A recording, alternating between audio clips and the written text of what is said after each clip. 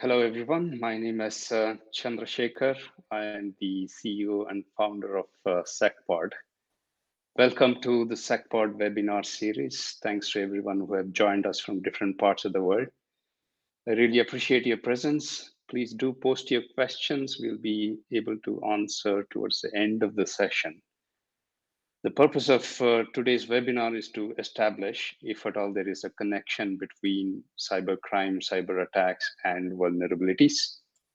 If this connection is true, then let's see how to strengthen the cybersecurity posture of an organization in order to efficiently remediate those vulnerabilities even before an attackers have a chance to exploit them. Today, I'm joined by Graham Cluley, who's a well-known cybersecurity and cybercrime researcher. I'm pretty excited to have him part of our session today. He's the widely popular Smashing Security podcast. He runs this and also a blogger series as well. So over to Graham to introduce, or rather try and establish this fact between the vulnerabilities and the cybercrime. So Graham, over to you. Thank you very much indeed. And thank you for that great introduction. And hello, everyone. Thank you for coming along to the webinar today. A real pleasure to talk to you all about vulnerabilities. And you know what? We've got a lot to worry about these days. Yes, obviously, all of us are worried about the big things like climate change, like war, like the cost of living crisis. But if, like me, you work in cybersecurity, the chances are that you're also worried about your company being hacked. And, well, hackers might be trying to steal all kinds of sensitive data from your organization. They may be trying to grab your customer database, your intellectual property. They might be attempting to spy on your email communications. Perhaps they're planning to plant ransomware on your systems and extort millions of dollars of Bitcoin from you. But whatever it is that they plan to do, once they've gained access, they have to break into your organization first before they can do anything else. And one of the ways in which hackers may gain a foothold in your infrastructure is by exploiting a vulnerability. So, what should you do about this? You don't want your company to be hacked. You want to make sure that the hackers aren't able to exploit any vulnerabilities on your network under your watch. You want to know about every vulnerability that might exist in your company's infrastructure so that you can stamp it out and help prevent malicious hackers from gaining access. But here's a problem. Because there are so many vulnerabilities vying for our attention. In 2022 alone, it said that there was 25,000 new vulnerabilities officially identified. That's around 70 every single day, 365 days a year. So this isn't a problem that's getting smaller. It's getting bigger every day. And as networks become more complex, as your staff bring in new software to do their work and plug in new hardware to get their jobs done, they are potentially introducing new risks as well and new headaches. It feels like you're at the bottom of a mountain and you have to reach the top. You're looking up and you can see that you've got a long way to climb. And on top of all that, there's this avalanche of vulnerabilities which might be able to hit you. Everywhere you look, there are holes. What are the chances that you know about every one of those vulnerabilities and know how it might or might not impact your company? How do you even remember that many vulnerabilities? Because remember, most of them have really boring names, like CVE 2014-0160. What good is a name like that to anybody? It's hardly memorable. I wonder if you even remember what vulnerability that is. And sure, there are some people who get excited about CVE numbers. There are some people who might stay up late at night, memorizing the intimate details of vulnerabilities, cataloging their numbers under the bed sheets. But it's hardly memorable, is it? So Maybe you know it by this name instead, Heartbleed. Okay, now we're talking. This is getting a bit sexier. The geek has pulled out his 5¼ inch floppies containing Windows 2.0, and he's sat saucily on his desk. Heartbleed, of course, was the vulnerability that gave sysadmins palpitations back in 2014. When it was discovered, it was possible to exploit the Heartbleed flaw to leak millions of passwords, expose private SSL keys from vulnerable web servers. That's what I call a sexy vulnerability with a sexy name. But you know what? I reckon we can turn up the heat even more by adding a logo. Oh yeah, now I've got your attention, right? This is what we like. And here we have a young Bill Gates curling up with his CRT monitor.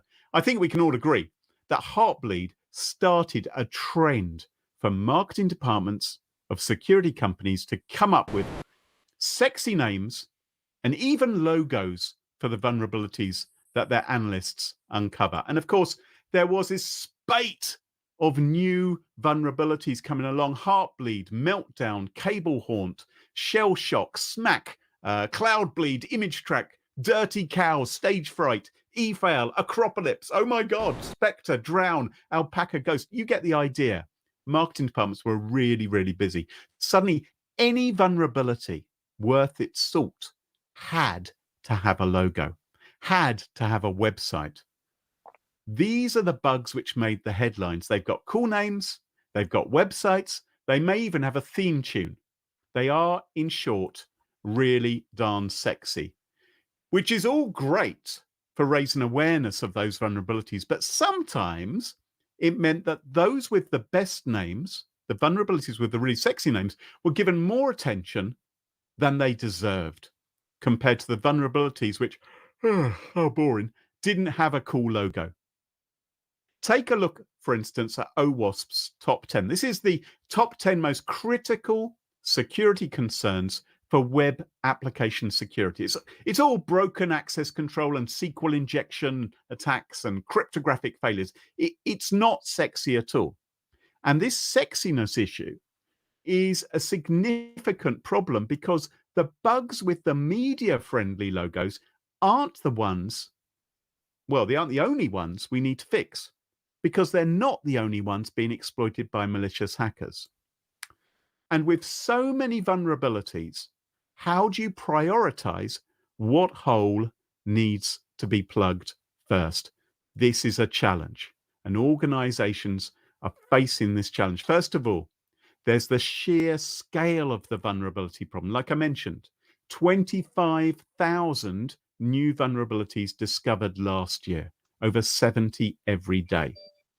And a vulnerability doesn't have to be a software vulnerability. It can also be a misconfiguration. And these are just the vulnerabilities we know about. There are vulnerabilities that can lurk unseen, unnoticed for literally years, but could be exploited by malicious hackers at any time. A lot of people cling on to the belief that if software is open source, if the code can be checked, that it's somehow guaranteed immune. It's guaranteed any bugs in that open source code will be stamped out quickly because they'll be found quickly because anyone can look at the code. And yet, time and time again, we discover that is not the case. You see, the time between a vulnerability being introduced into software and it finally being discovered inside the software can be extraordinarily long. Here's some examples. Heartbleed, which we mentioned earlier. That bug was present for over 2 years before anyone noticed and did anything about it. And if you thought Heartbleed's discovery took a long time, then I've got news for you. Shell Shock, a vulnerability in the Unix bash shell, wasn't found for 15 years. 15 years! That's older than my son. And Poodle, a problem with SSL 3.0, that went unnoticed for 18 years. 18 years we thought SSL 3.0. Okay, that's all right. There was a vulnerability called Poodle in it. It's obviously not good that it can take years for a software vulnerability to be found. But it's even worse when post-discovery, companies can still take forever to patch against a problem. The problem is compounded by a lack of network visibility, not knowing what is connected to your infrastructure. In many cases, organizations have no idea about how many assets they have, how many computers they have, how many devices, let alone where they are all located.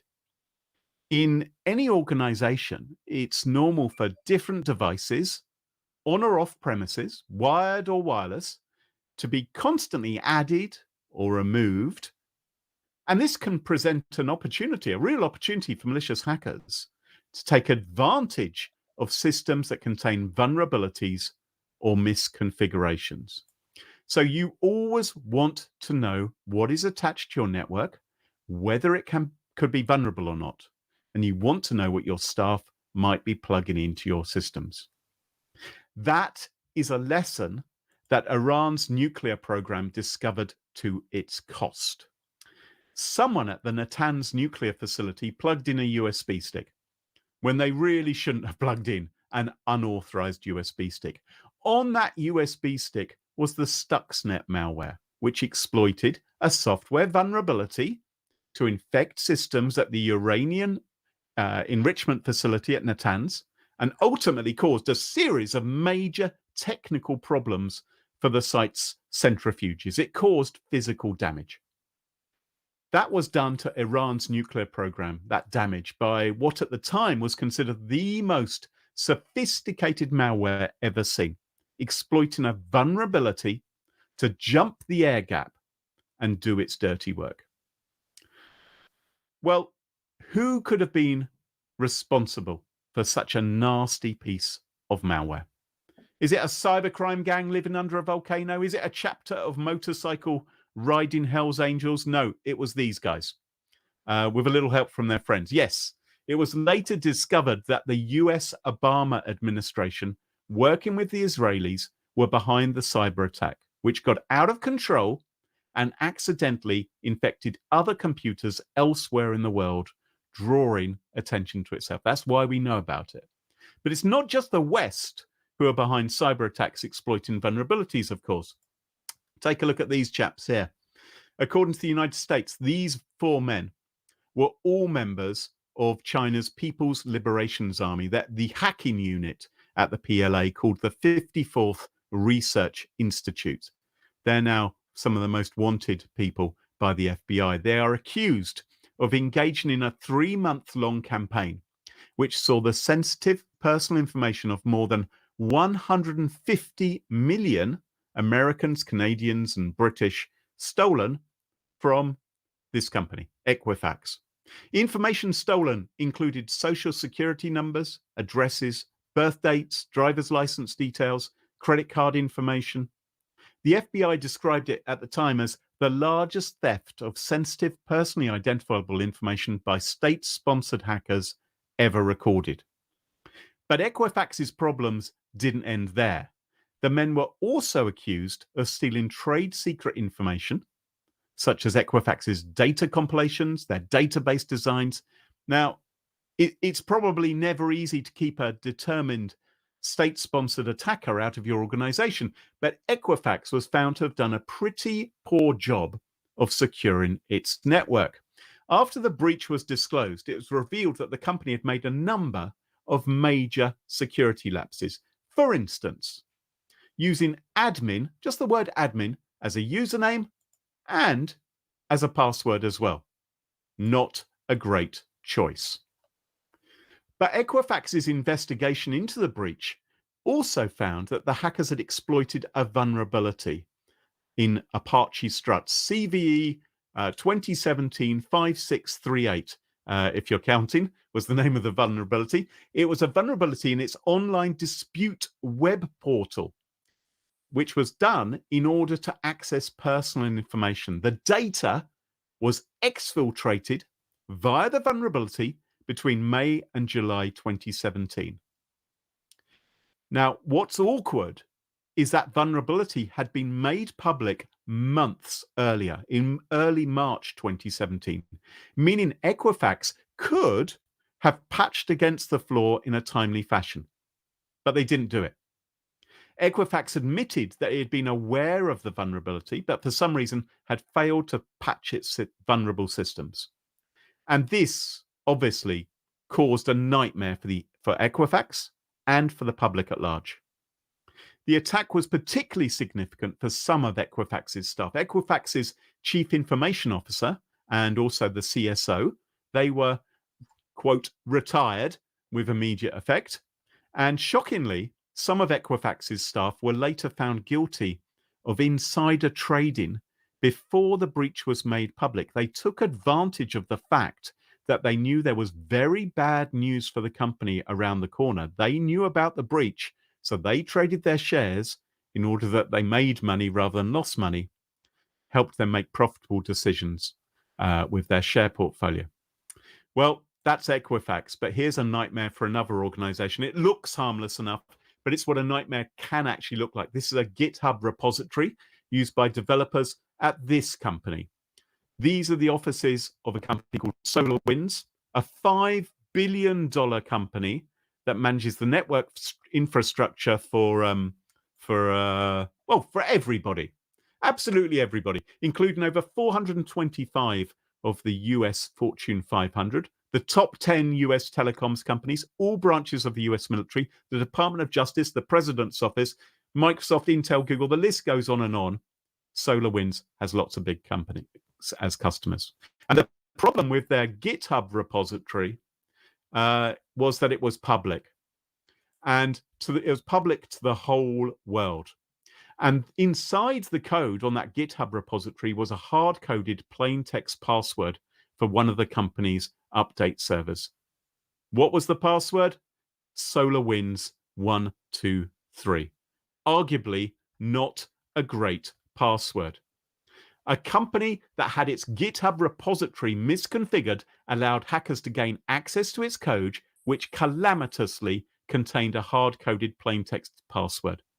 A vulnerability, as I said before, doesn't have to be a software vulnerability. It can also be a misconfiguration. So what did SolarWinds do when news of this broke? They blamed it on the interns. How convenient. Now, I went onto the net to see if I could find out who it was. What do you know? I found a webpage all about SolarWinds' intern program. It's all very positive and fabulous, although they don't mention that they might blame me for things when things go wrong. Predictably, the cybersecurity community had a good old laugh at the password fiasco, and memes popped up on social media. But we shouldn't laugh too much, because I'd not be surprised if many other companies are making similarly poor decisions themselves. So once the Chinese hackers broke into SolarWinds, it wasn't so much that they now had a password to an update server at SolarWinds, but what they did with it. They created a malicious software update.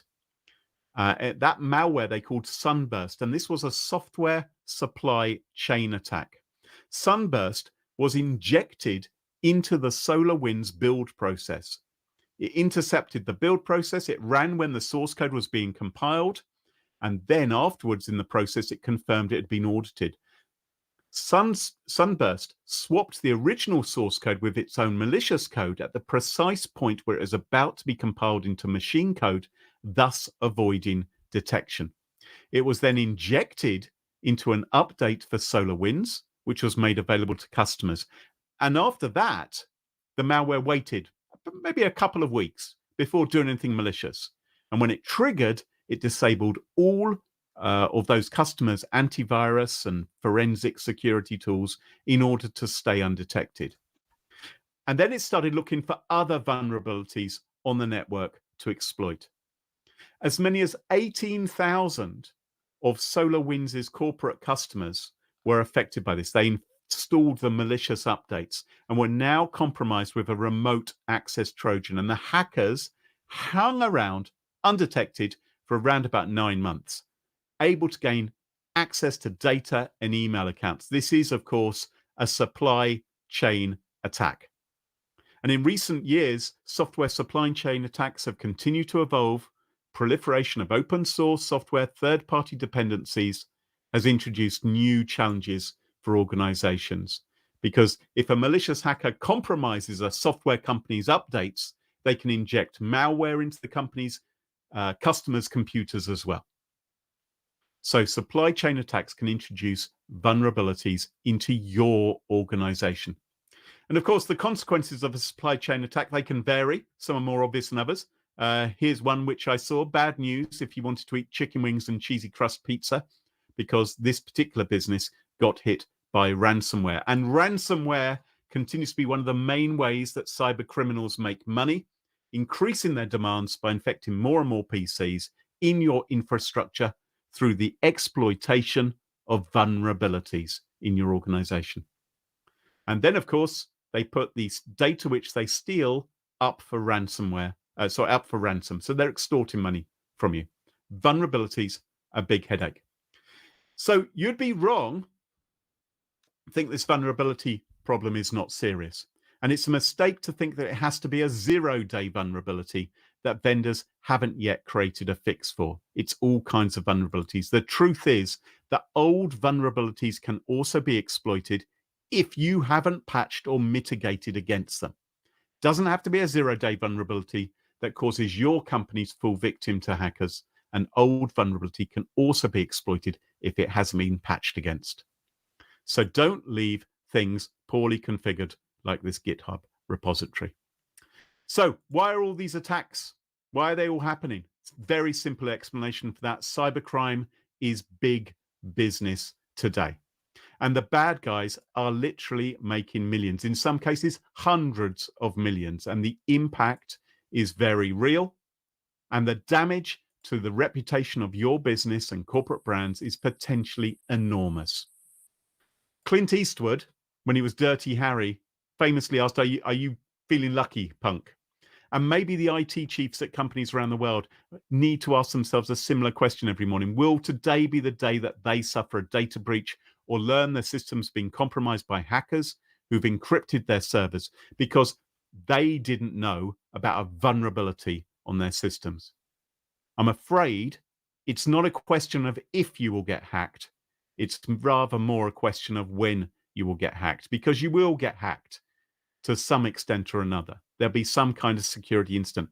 It's more a question of how you do it. It's just a question of how serious the hack is that you suffer, whether hackers succeed in stealing your data, what damage they might do to your infrastructure and reputation, and what you might be rolling out to your customers down that software supply chain. The answer is to harden your security, perform regular automated scans to discover what assets are connected to your infrastructure, and enumerate any vulnerabilities that may be present.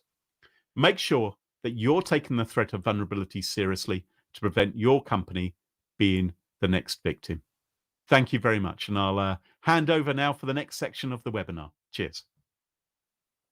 Thank you, Graham, for powerfully establishing a connection between the vulnerabilities and the cyber attacks or cyber crimes.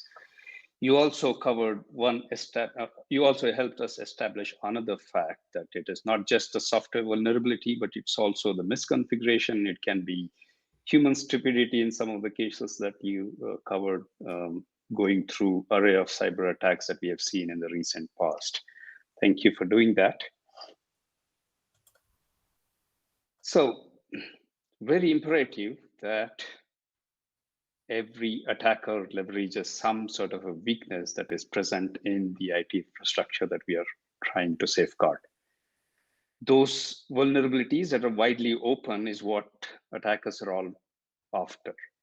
So preventing these cyber attacks requires that proactive assessment and understanding of these vulnerabilities. Typically, what we see in the real world is that investments going into reactive security, or as I call late stage security, neglecting the proactive security that could really help organizations prevent cyber attacks. Typically, we would invest in firewalls, EDR, XDR, SIM solutions, log analysis solutions, etc. The intention there is to identify these active threats or potential attacks and preventing those attacks. The challenge is similar to like playing a whack-a-mole game on a large board, and these moles are popping out frequently, and it is almost impossible to kind of sustain or you kind of give up to the fatigue, and that is how cyber criminals are able to breach into the organization's IT infrastructure. So typically what we see is the three different types of weaknesses that, if you may categorize them into. So some are technological weaknesses, whether it is the software vulnerabilities or the misconfigurations and other forms of vulnerabilities that may be present in the infrastructure. It can be people weakness as well, as we saw, and it can be process weaknesses. So these are the kinds of vulnerabilities that can be there, which attackers are trying to exploit. So it goes without saying that it's sort of a well-known understanding.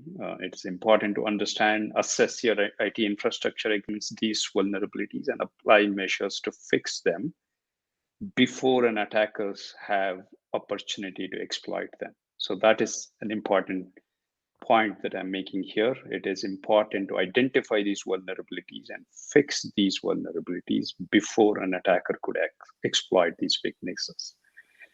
So this is where it becomes kind of interesting. It is important to detect timely, mitigate timely. That time is a crucial factor.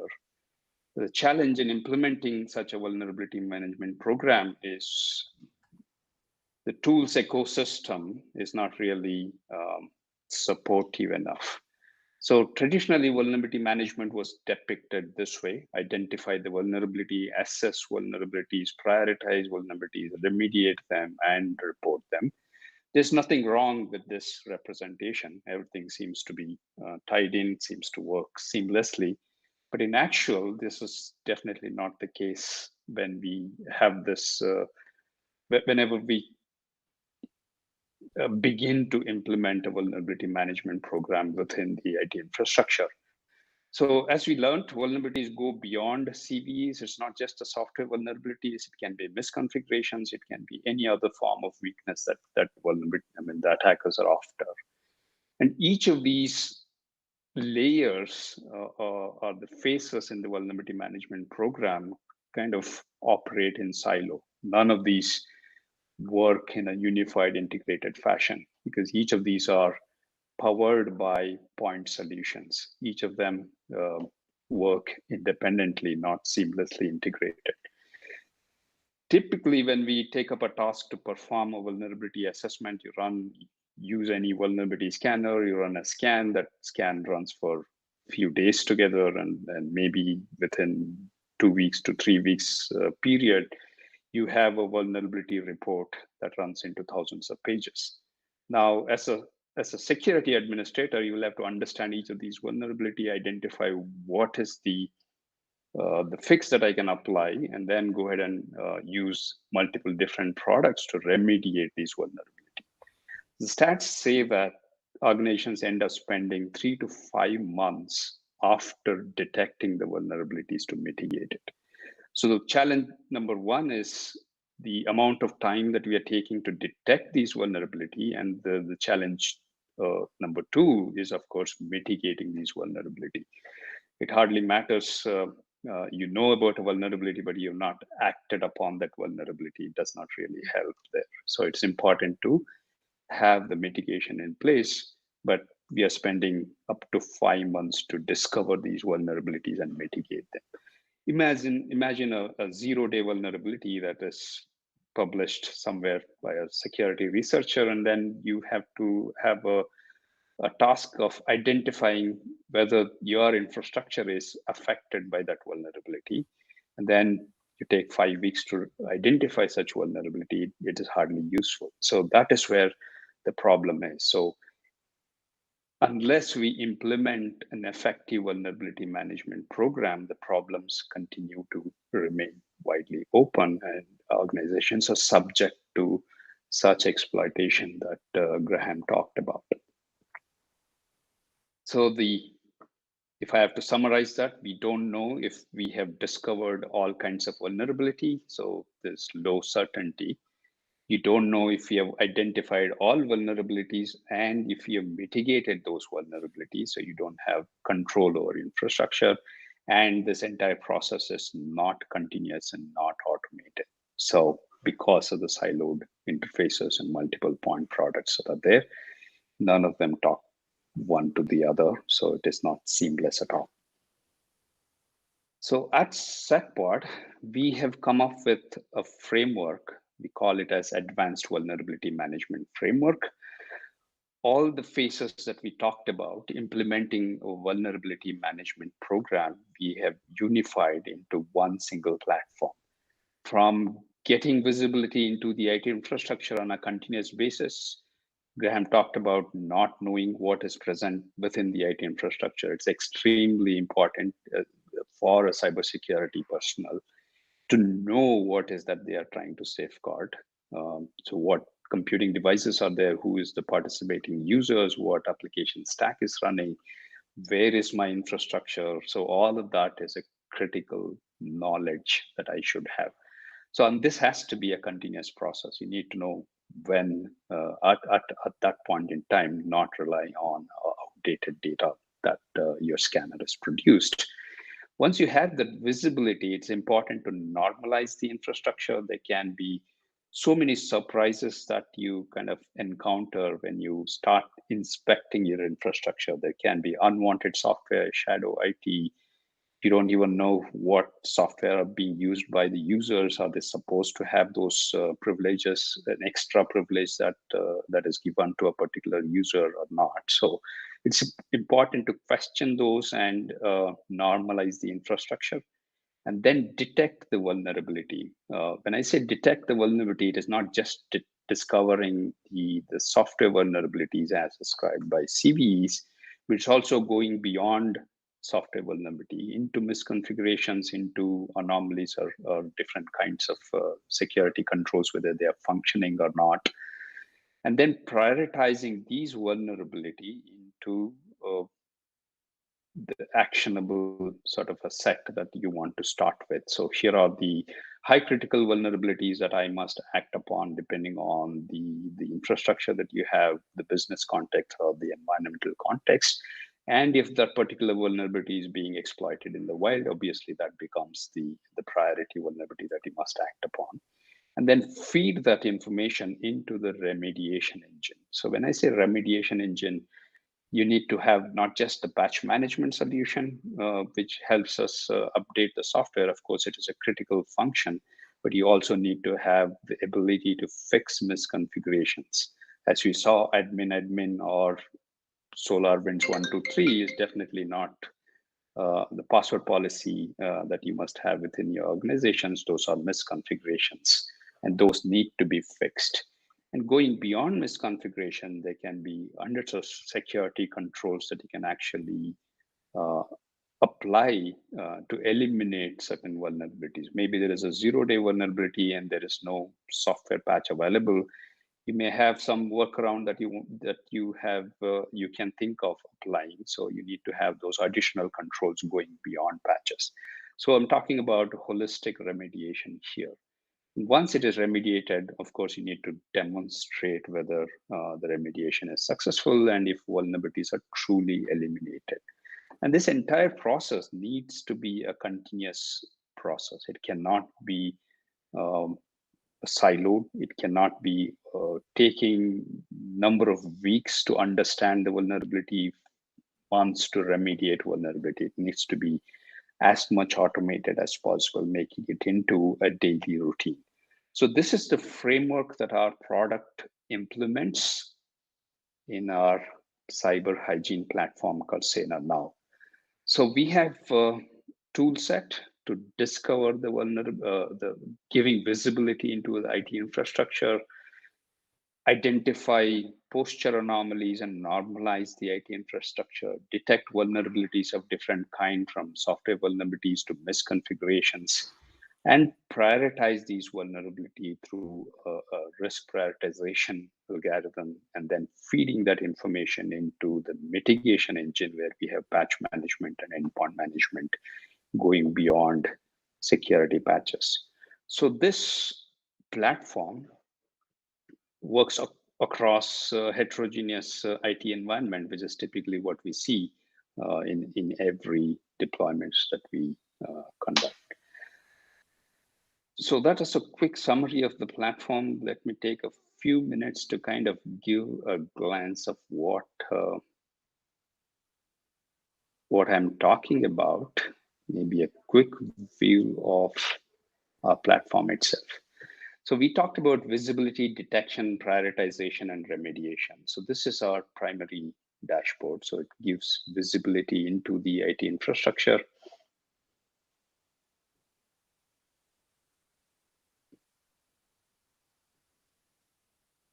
So you have visibility into what kind of devices are there, what applications are there any outdated applications present, how many users are connected, different flavors of operating system that is present. And you get a cyber hygiene score, sort of representing how hygienic your environment is. Of course, closer to 100 is the better. In this particular case, it is not. And then when you go into the detection layer, we detect software vulnerabilities, misconfiguration, posture anomalies, and missing security patches. This information is fed into our prioritization engine, so which categorizes these vulnerability into four sort of buckets. So these are vulnerabilities that you must act upon immediately. These are vulnerabilities that you can prioritize or advance the remediation cycle beyond your regular patching cycle. Then track star is something that you can apply patches as part of your regular patching interval. Track is something that you can keep it under watch.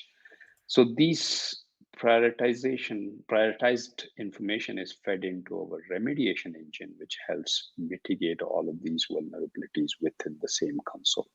So all four stages of vulnerability management coming into one single platform, represented through or supported by these different products. Each of them, of course, have a dashboard of their own, giving you detailed visibility into the IT infrastructure, how many devices are there, what kinds of devices are there, what software components are present in that infrastructure. Are there any outdated application, blacklisted applications? All of this information is continuously presented because the scans are running every day. You're getting visibility every day in an automated fashion, and you know what is present in your infrastructure um, almost in real time. Then we have a posture anomaly product. So all the data that we gather from every devices that are participant in the IT infrastructure, we sort of do a statistical anomaly computation to uncover um, certain kinds of vulnerability that the IT security administrators typically don't have visibility into. Let's look at this particular anomaly. For example, it identified that there are several unwanted services that are installed within the organization without the approval. That's one simple example, but there are hundreds of such anomalies that our platform is able to automatically detect and identify such vulnerabilities. And not only detect these vulnerability, but we have also integrated the remediation component. So you can actually go ahead and fix these specific issues to eliminate those vulnerabilities instantly. And then going into the vulnerability management part, you uncover all the software vulnerabilities across your heterogeneous environment. So these many vulnerabilities were identified in a few systems. You get visibility into what vulnerabilities are there and are there high critical vulnerabilities that you must act upon immediately. So that kind of visibility you get within the vulnerability management component. And then we have a compliance management. This is an interesting tool to identify misconfigurations that are present within the infrastructure. So there are various benchmarks, NIST benchmarks, CIS, STIG, so or industry regulation benchmarks like PCI, HIPAA, NHS, etc. So we could create a benchmark, assess all the devices against this benchmark, identify misconfigurations, and fix these misconfigurations within the same platform. This process can be completely automated. So you're running a scan every day. Any configuration drifts that occurs, it can be automatically fed into the remediation engine. It'll go ahead and fix that particular drift. So you can be ensured that your devices are always compliant to a particular benchmark or a baseline. And going into the risk prioritization, now that we have detected vulnerabilities, it's important to prioritize these vulnerabilities as well. So we have risk prioritization product that takes all these discovered vulnerabilities as input and applies CISA's SSVC framework to prioritize these vulnerabilities into 4 different categories, as I mentioned: act, attend, track star, and track. And this information is fed into the remediation engine, and you can go ahead and fix those vulnerabilities within the same platform.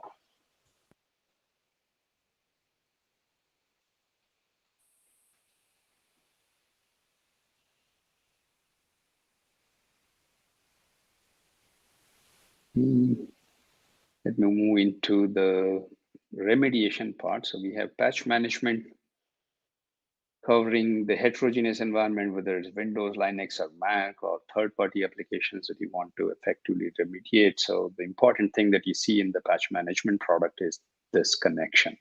So there are 5,000 plus vulnerabilities on 4 devices that you can roll out 320 patches to effectively eliminate all of these vulnerabilities. And all that it takes is to go into missing patches, select those patches that you want to deploy, and go ahead and apply those security patches. All of this can be achieved in real time, integrated fashion, and you can also automate this process. So any new vulnerabilities identified, a patch is available, you go ahead and deploy the patches. It runs an automated vulnerability scan. It'll verify if that vulnerability is eliminated, and instantly you can come back to VM and see if those vulnerabilities are actually remediated or not. So going beyond patch management is the endpoint management component that has several actions that you can roll out. So let's say there is an unwanted service and you want to stop the service, you can go ahead and stop it right here. You want to quarantine this particular system to a separate network, you can go ahead and do that. If you want to edit the registries to apply some workarounds that you may be aware of for a particular vulnerability, you can roll out those. If there are unwanted applications present, you can block those applications or uninstall those applications. So there are hundreds of such actions that you can apply within the platform to effectively eliminate all of these vulnerabilities. So to summarize, you have visibility, detection of different kinds of vulnerability, prioritizing these vulnerabilities, and mitigating these vulnerabilities within the same platform is now possible with our platform, Sena now. All right, that concludes our session. Over to any questions that you may have from our audience. So let me read out some of those. Once vulnerability is known to security teams, what is the best strategy to fight attacks, defense, or offense? Graham, I think that is to you. I'm not a fighter. I'm a lover, man. I'm not. You don't ever want me on your side if you need someone punched. So for me, I don't really understand the question, to be honest. I think it's all about defending. When it comes to a vulnerability, you don't always know who to attack back, but you have to understand who your attacker is, I suppose, or at least how they're attacking you. So if there is a vulnerability in your system, good to patch it, good to mitigate the impact of that vulnerability if at all possible. So get as much information as you can about how it's affecting your organization and what the impact may be so that you can best defend your data and your employees and your clients. All right, thank you. So moving on to the next one, what if there is a vulnerability in vulnerability management tool? So I think Graham took the example of SolarWinds. So SolarWinds is an IT management software, not a vulnerability management tool, but that is what is the supply chain attack that Graham talked about. If there is a vulnerability that is present within the tool that is helping us safeguard, you have to treat it as equal as any other vulnerability. You need to fix that vulnerability, work with your tool suppliers to eliminate that vulnerability as quickly as possible. Yeah, I mean, we're only human, us programmers, aren't we? There are bugs inevitably in code. Nobody uses version 1.0 of a piece of software because it's perfect and there was never any need to update it. So a vulnerability management tool, you need to keep it up to date. If there is a problem with it, you roll out the update to it, just like you would with any other piece of software, really. Um, and like I said, we're human. People make mistakes. If you really want something to screw something up, then you get ChatGPT to write the code for you instead. So better, I think, this way with us humans writing the code rather than robots doing it for us. Yeah, so there's no guarantee though that the chat GPT will produce secure code. Yeah, but that is probably better. I mean, human mistakes can be eliminated, hopefully. All right. There's one more point. Graham talked about emerging supply chain attacks. What is the best way for security teams to defend against such attacks? Well, one things that I'm hearing about from organizations is they're putting much more demands on their suppliers and the vendors who are producing software for them, for instance, and other things, to make sure that they have their own house in order and that they're properly hunting down vulnerabilities and mitigating attacks and segmenting their networks and doing all the best practices, which hopefully the people tuned into this webinar are doing as well. Has that been your experience as well? Are you seeing that more of your clients are actually asking difficult questions of their suppliers and saying that they need to have the best protection in place too? For sure. I think the supply chain attack is kind of, you know, helped create that awareness among all of the customers. They're really asking difficult questions. They're really asking certifications from the vendor.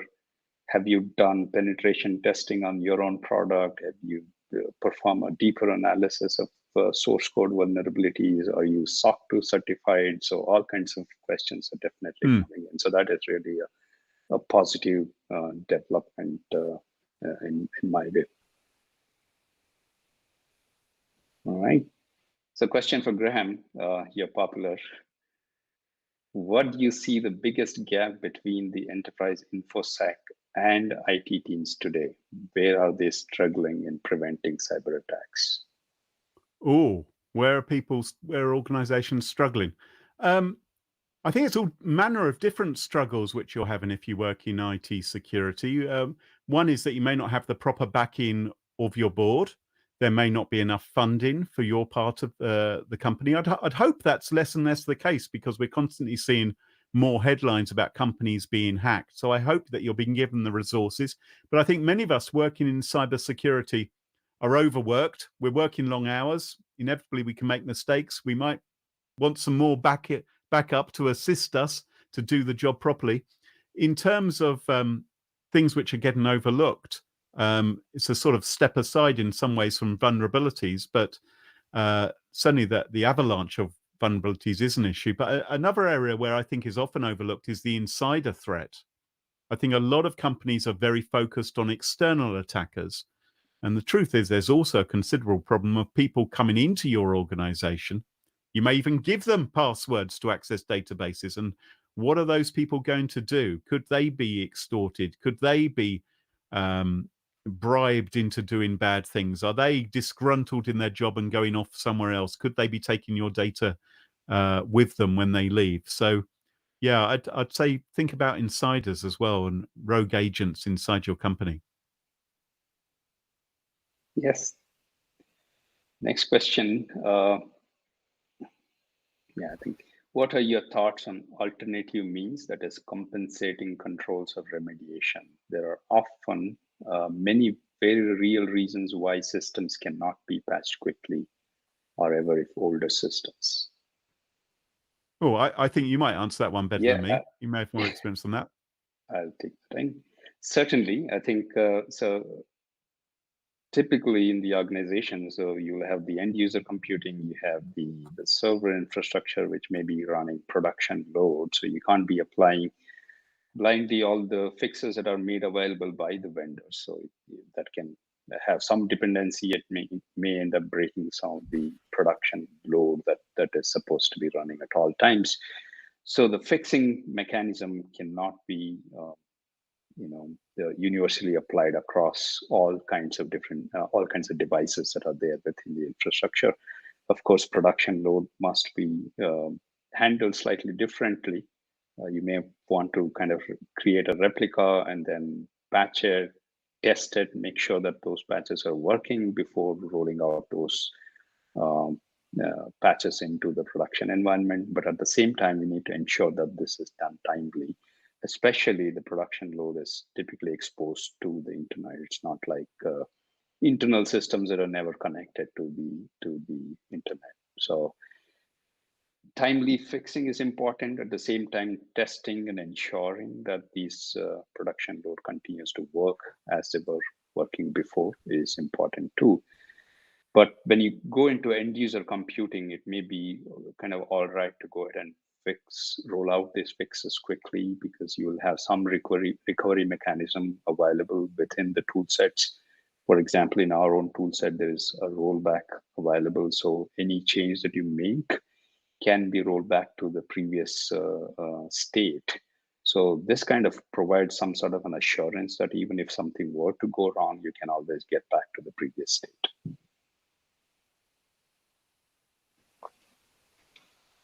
All right, so I see one last question. Can I get the recorded version after this? Yes, certainly. We will be sending out an email to everyone who are part of the session. We will also publish this live on our Bright Talk channel as well. So this will be available forever in that particular channel. All right. Any final thought from you, Graham? Yeah, everyone go and get patched. Go and prioritize your vulnerabilities right now. Don't sleep. Work until Christmas. Don't delay. Do those 24. Seriously, stay safe out there, folks. It's a bit of a jungle. All right. Thank you, Graham. Wonderful having you here. Thanks to all of the audience who were with us today. Hopefully, you found it useful. As Graham mentioned, identify the vulnerabilities and fix them as quickly as possible, because every attacker leverages these weaknesses that are present in the infrastructure. So timely action can save your infrastructure from cyber attacks. Thank you, folks. Wonderful. Thank you. Time spending here. Good. Bye-bye. Cheers. Bye-bye.